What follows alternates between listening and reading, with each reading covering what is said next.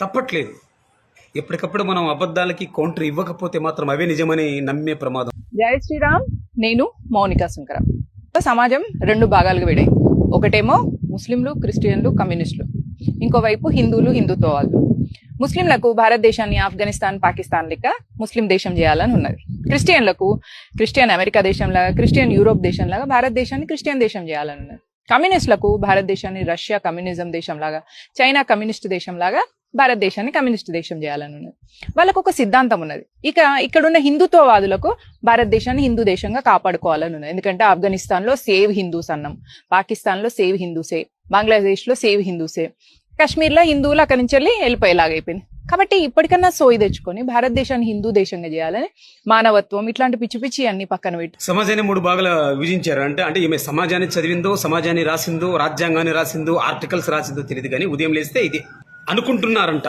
మరి ఎవరు ముస్లింలు చెప్పారా, క్రిస్టియన్లు చెప్పారా మీతో? హిందువులు, హిందుత్వాలు. ముస్లింలు సపరేట్ అయిపోయి ముస్లింలు ఇస్లామిక్ కంట్రీ చేయాలి భారతదేశాన్ని అనుకుంటున్నారంట. క్రిస్టియన్లు క్రిస్టియన్ కంట్రీ చేయాలనుకుంటున్నారంట. ఒక పక్క కమ్యూనిస్ట్ దేశం అంటే చైనా, రష్యా లాగా చేయాలని చెప్పి అనుకుంటున్నారంట. హిందువులు, హిందుత్వవాదులంట. వీళ్ళందరూ కూడా హిందువులు, హిందుత్వవాదులే. హిందూ మతం కాదు, హిందూ ఒక కల్చర్, ఒక సంస్కృతి, ఒక సంప్రదాయం, ఒక జీవన విధానం హిందుత్వం అంటే. అది నీకు తెలియదు. దాన్ని అడ్డం పెట్టుకుని రాజకీయాలు చేయడం మాత్రమే నీకు తెలుసు శంకర్ గారు. ఎస్. మరి ముస్లింలు దాదాపు 52, 53 దేశాలు ఉన్నాయి. క్రిస్టియన్లకు 55, 56 దేశాలు ఉన్నాయి. కమ్యూనిస్టులకు దేశాలు ఉన్నాయి. ఇంకొకటి దాదాపు 190 నుంచి 350 చరిత్ర ప్రకారము బ్రిటిషర్లు పాలించారు.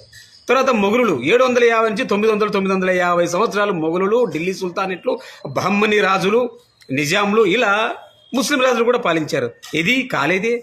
100 సంవత్సరాలు భారతదేశాన్ని ఏలినా అది రాజకీయమే చేశారే తప్ప మతతత్వ రాజ్య పాలన భారతదేశంలో జరగలేదు.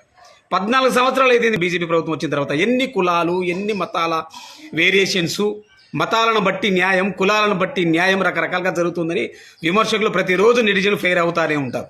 రాజ్యాంగం మార్పుల దగ్గర నుంచి రకరకాలుగా ముస్లింల మీద ఆర్టికల్సే మార్చి రాస్తున్నారు.